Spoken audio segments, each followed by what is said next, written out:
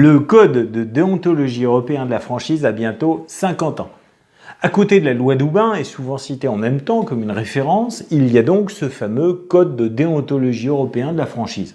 Il faut savoir qu'il a été écrit au départ par l'EFF, European Franchise Federation, pardon pour l'accent, en 1972, c'est-à-dire il y a près d'un demi-siècle. Autant dire que le milieu économique du commerce associé a un peu évolué depuis l'époque des pantalons à pattes d'éléphant et des hauts flaquettes. Mais les acteurs du marché, de la franchise et même les tribunaux continuent à en respecter les règles.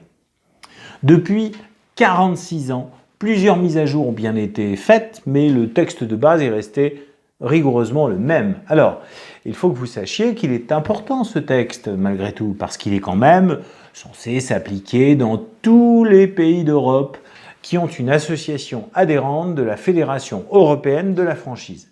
Et si on compte bien, ça fait quand même 17 pays.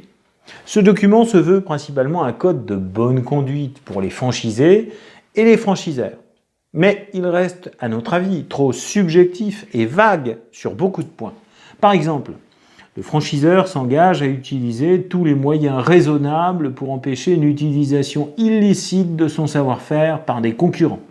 Dans ce code, il s'engage aussi à chercher à préserver l'intérêt supérieur du réseau sur Internet. Ça, c'est une mise à jour récente parce qu'Internet, je peux vous garantir qu'en 1972, on ne l'imaginait même pas.